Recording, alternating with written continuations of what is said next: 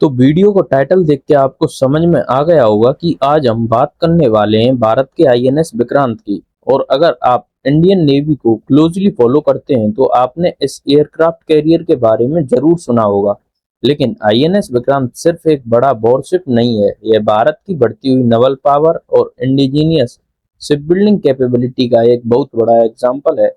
और आज की इस वीडियो में हम सिर्फ यह नहीं जानेंगे कि आईएनएस विक्रांत कितना बड़ा है या इसके ऊपर कितने एयरक्राफ्ट ऑपरेट कर सकते हैं, बल्कि हम बात करेंगे इसके design, size, displacement, aircraft operations, sky jump technology, survivability, इसके रूल और सबसे इम्पोर्टेंट इंडियन ओशियन रीजन में इसकी स्ट्रेटेजिक इम्पोर्टेंस के बारे में। साथ ही हम यह भी समझेंगे कि एक एयरक्राफ्ट कैरियर आखिर काम कैसे करता है, इसके ऊपर फाइटर एयरक्राफ्ट किस तरह टेक ऑफ और लैंडिंग करते हैं, और भारत के लिए आईएनएस विक्रांत का स्ट्रेटेजिक वैल्यू आखिर कितना बड़ा है। क्योंकि एक एयरक्राफ्ट कैरियर को सिर्फ एक शिप समझना शायद इसकी पूरी कैपेबिलिटी को समझना नहीं होगा। यह अपने आप में एक फ्लोटिंग एयरवेज है जो जमीन से सैकड़ों किलोमीटर दूर समुद्र के बीच मौजूद होकर भी अपने एयरक्राफ्ट को ऑपरेट कर सकता है। तो स्वागत है आप सभी का डिफेंस नॉलेज सीरीज के एक और बेहद इंटरेस्टिंग एपिसोड में। तो without wasting any time, let's begin. Welcome to Defense Study, India's #1 digital channel for defense. तो शुरुआत करते हैं आईएनएस विक्रांत के बेसिक इंट्रोडक्शन से। आईएनएस विक्रांत भारत का पहला इंडिजीनियस एयरक्राफ्ट कैरियर है जिसे भारत में ही डिजाइन और बिल्ड किया गया है। इसे कोचाइन शिपयार्ड लिमिटेड ने बनाया और सितंबर 2022 में इसे इंडियन नेवी में कमीशन किया गया। कोचिन शिपयार्ड के मुताबिक यह भारत में बनाया गया सबसे बड़ा वॉरशिप भी है और इसकी कंस्ट्रक्शन भारत की इंडिजीनियस शिप बिल्डिंग कैपेबिलिटी के लिए एक बहुत बड़ा माइलस्टोन रही है। लेकिन यहाँ एक इंटरेस्टिंग बात है, आईएनएस विक्रांत का नाम पहली बार नहीं आया है। भारत के पास इससे पहले भी आईएनएस विक्रांत नाम का एयरक्राफ्ट कैरियर था जिसने 1971 के इंडिया पाकिस्तान वॉर के दौरान महत्वपूर्ण भूमिका निभाई थी।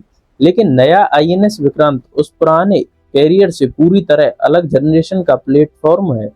नया विक्रांत लगभग 262 मीटर लंबा है और इसका डिस्प्लेसमेंट लगभग 45,000 टन के आसपास है। अब अगर हम एक नॉर्मल वॉरशिप को देखते हैं तो आपको उसके ऊपर गन्स, मिसाइल्स, रडार और दूसरे वेपन सिस्टम दिखाई देंगे। लेकिन एयरक्राफ्ट कैरियर का पूरा कॉन्सेप्ट ही थोड़ा अलग होता है, क्योंकि एयरक्राफ्ट कैरियर की सबसे बड़ी ताकत उसके अपने गन्स नहीं होते।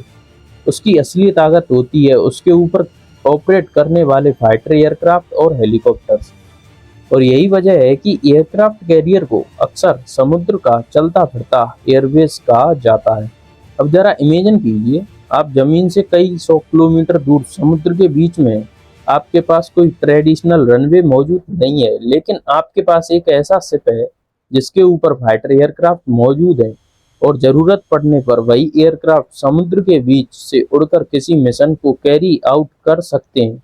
यानी जिस कैपेबिलिटी के लिए नॉर्मली जमीन पर एक बड़ा एयरबेस चाहिए होता है, उसका एक मोबाइल वर्जन समुद्र में आपके साथ मूव कर रहा है। और यहीं से आईएनएस विक्रांत की एक्चुअल इम्पोर्टेंस समझ में आती है।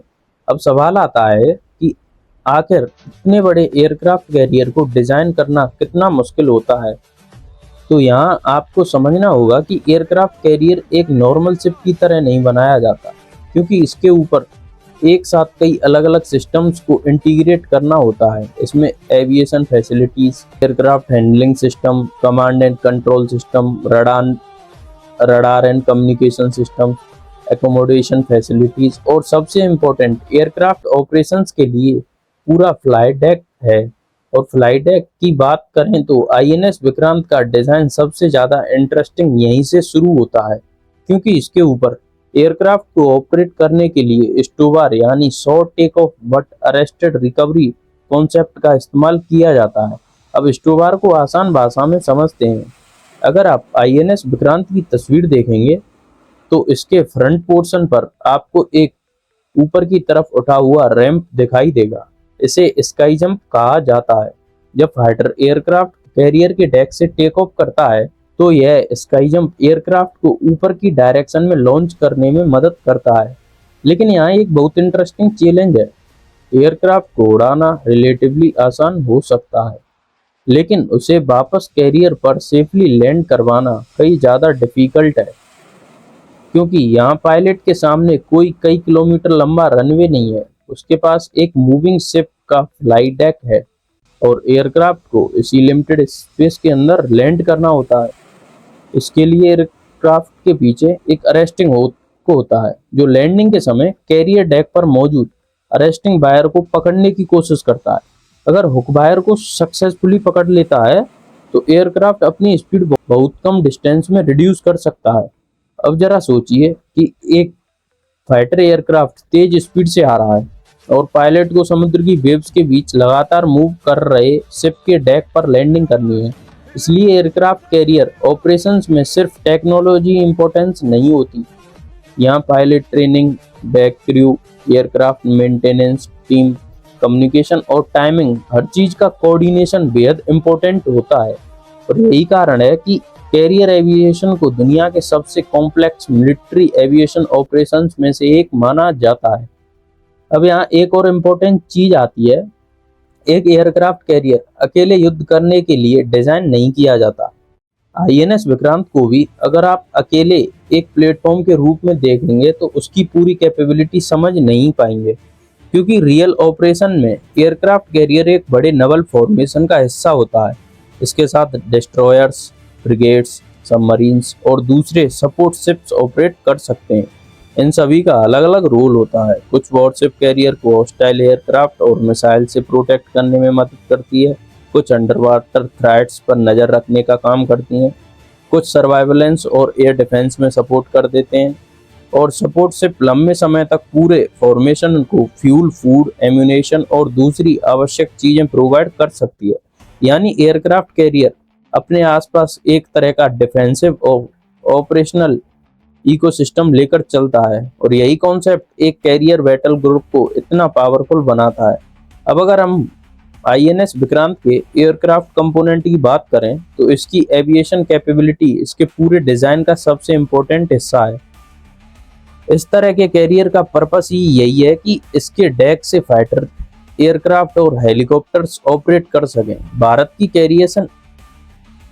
कैरियर एविएशन में मिग-29 के जैसे फाइटर एयरक्राफ्ट का इस्तेमाल किया जाता है, जबकि हेलीकॉप्टर्स अलग अलग रोल्स में काम कर सकते हैं।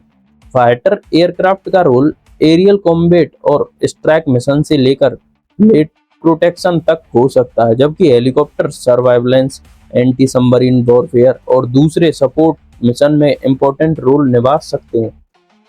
अब यहाँ एक बहुत इंपॉर्टेंट पॉइंट है, एयरक्राफ्ट कैरियर का एयरक्राफ्ट सिर्फ अटैक करने के लिए नहीं होता, वह कैरियर ग्रुप की आइज एंड ईयर की तरह भी काम कर सकता है।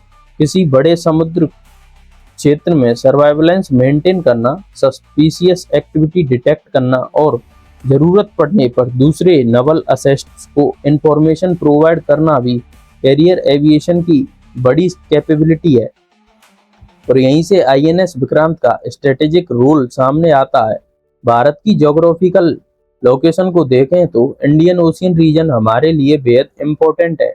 भारत के आसपास से इंटरनेशनल ट्रेड रूट्स गुजरते हैं, एनर्जी सप्लाईज के लिए समुद्री रूट्स इम्पोर्टेंट हैं, और इंडियन ओशियन में कई ऐसे स्ट्रेटेजिक लोकेशंस हैं जिनका ग्लोबल इकोनॉमी पर भी सीधा असर पड़ता है। ऐसे एनवायरनमेंट में एक मोबाइल एयरवेज की कैपेबिलिटी भारत के लिए काफ़ी वैल्यूएबल हो सकती है, क्योंकि लैंडवेज एयरवेज की लोकेशन फिक्स्ड होती है, लेकिन एयरक्राफ्ट कैरियर समुद्र में अपनी पोजीशन बदल सकता है। मतलब अगर किसी पार्टिकुलर मैरीटाइम रीजन में इंडिया को ज़्यादा सर्वाइवेलेंस या मिलिट्री प्रेजेंस की ज़रूरत है तो कैरियर उस रीजन के करीब डिप्लॉय किया जा सकता है।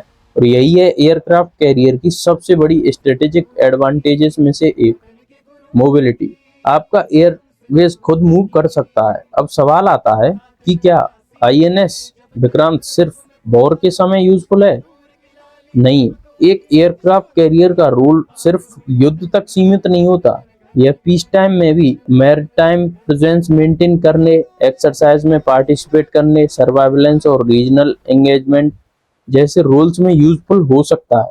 और किसी देश की नेवी के लिए लगातार प्रेजेंस भी अपने आप में स्ट्रेटेजिक सिग्नल होती है, क्योंकि कई बार मिलिट्री पावर का इस्तेमाल करना जरूरी नहीं होता। सिर्फ यह कैपेबिलिटी दिखाना कि आप किसी रीजन में लंबे समय तक ऑपरेट कर सकते हैं, अपने आप में डिटेरेंस और स्ट्रेटेजिक सिग्नलिंग का हिस्सा बन सकता है। अब आईएनएस विक्रांत की सबसे बड़ी उपलब्धियां में से एक पर आते हैं, और वह है इसका इंडिजीनियस कंस्ट्रक्शन। किसी एयरक्राफ्ट कैरियर को डिजाइन और बिल्ड करना बहुत कॉम्प्लेक्स इंजीनियरिंग चैलेंज है। इसके लिए सिर्फ एक शिपयार्ड की जरूरत नहीं होती, एक पूरा इंडस्ट्रियल इकोसिस्टम चाहिए। स्टील प्रोडक्शन से लेकर इलेक्ट्रिकल सिस्टम तक, प्रोपल्शन से लेकर एविएशन सपोर्ट सिस्टम तक, और कम्युनिकेशन से लेकर स्पेशलाइज्ड इक्विपमेंट तक, हजारों कंपोनेंट्स और मल्टी इंडस्ट्रीज इस तरह के प्रोजेक्ट से जुड़ते हैं। इसलिए आईएनएस विक्रांत सिर्फ इंडियन नेवी की अचीवमेंट नहीं है, यह इंडियन शिप बिल्डिंग इंडस्ट्री और डिफेंस मैन्युफैक्चरिंग इकोसिस्टम की भी अचीवमेंट है। कोचियन शिपयार्ड ने आईएनएस विक्रांत को भारत की सेल्फ रिलायंस और इंडिजीनियस डिफेंस कैपेबिलिटी का एक मेजर एग्जाम्पल बताया है, और यही रीजन है कि आईएनएस विक्रांत का इम्पोर्टेंस उसके मिलिट्री रोल से कहीं ज्यादा बड़ा है। क्योंकि जब कोई देश खुद एक एयरक्राफ्ट कैरियर डिजाइन और बिल्ड करता है, तो वह सिर्फ एक शिप नहीं बना रहा होता है, वह फ्यूचर के लिए टेक्नोलॉजी, इंजीनियरिंग नॉलेज और इंडस्ट्रियल कैपेबिलिटी क्रिएट कर रहा होता है, और यही नॉलेज आगे आने वाले वॉरशिप्स में भी काम आती है। अब यहाँ एक और सवाल आता है, अगर एयरक्राफ्ट कैरियर इतना पावरफुल है तो क्या यह कंप्लीटली इनवाइजेबल होता है? बिल्कुल नहीं। मॉडर्न वॉरफेयर में कोई भी प्लेटफॉर्म कंप्लीटली इनवाइजेबल नहीं होता। एयरक्राफ्ट कैरियर को long range anti ship missiles, submarines, aircraft, drones और दूसरे थ्रेट्स से खतरा हो सकता है। इसलिए कैरियर की सर्वाइवेबिलिटी सिर्फ उसके आर्मोर या साइज पर डिपेंड नहीं करती, उसकी सर्वाइवेबिलिटी डिपेंड करती है उसके पूरे बैटल ग्रुप पर। कैरियर के आसपास मौजूद वॉरशिप्स एनिमी थ्रेट्स को डिटेक्ट करने और उनसे प्रोटेक्शन प्रोवाइड करने में मदद कर सकते हैं। सबमरीन्स अंडर वाटर थ्रेट्स पर नजर रख सकती हैं। एयरक्राफ्ट कैरियर के अपने फाइटर एयरक्राफ्ट एरियल थ्रेट्स के खिलाफ रोल निभा सकते हैं, और पूरा नेटवर्क मिलकर कैरियर को एक लेयर डिफेंसिव एनवायरनमेंट प्रोवाइड करता है। यानी एयरक्राफ्ट कैरियर की असली ताकत सिर्फ उसका फ्लाइट डेक नहीं होता, उसकी ताकत है carrier, aircraft, escort, submarine, sensors, communication network, और यही मॉडर्न नवल वॉरफेयर का पूरा कॉन्सेप्ट है। अब फ्यूचर की तरफ देखें तो नवल वॉरफेयर और ज्यादा कॉम्प्लिकेटेड होने वाली है। आज के समय में ड्रोन्स तेजी से इम्पोर्टेंट हो रहे हैं, लॉन्ग रेंज प्रीसियस वेपन्स का डेवलपमेंट हो रहा है, अनमैन्ड सिस्टम्स नवल ऑपरेशंस में ज्यादा रोल ले रहे हैं, और फ्यूचर में हाइपरसोनिक वेपन्स और ऑटोनोमस प्लेटफॉर्म जैसी टेक्नोलॉजीज भी नवल वॉरफेयर को काफी बदल सकती हैं। इसलिए आने वाले समय में एयरक्राफ्ट कैरियर को भी सिर्फ फाइटर एयरक्राफ्ट कैरी करने वाले प्लेटफॉर्म के रूप में नहीं देखा जाएगा, उसे एक बड़े नेटवर्क का हिस्सा बनना होगा, जहाँ सैटेलाइट्स इंफॉर्मेशन प्रोवाइड करेंगे, वॉरशिप एयर डिफेंस प्रोवाइड करें, सबमरीन्स अंडर वाटर सिक्योरिटी में रोल निभाएं, और कैरियर के फाइटर एयरक्राफ्ट पूरे फॉर्मेशन को एरियल कैपेबिलिटी प्रोवाइड करें। यानी फ्यूचर का एयरक्राफ्ट कैरियर अकेले पावरफुल नहीं होगा, वह जितने बड़े नेटवर्क से कनेक्टेड होगा, उसकी एक्चुअल कॉम्बैट कैपेबिलिटी उतनी ज्यादा इफेक्टिव हो सकती है। यही आईएनएस विक्रांत की सबसे इंटरेस्टिंग बात है। यह सिर्फ आज की इंडियन नेवी की कैपेबिलिटी को रिप्रेजेंट नहीं करता, यह उस फ्यूचर की तरफ भी संकेत करता है जहां इंडिया अपनी नवल पावर को ज्यादा इंडिजीनियस और ज्यादा नेटवर्क सेंट्रिक बनाना चाहता है।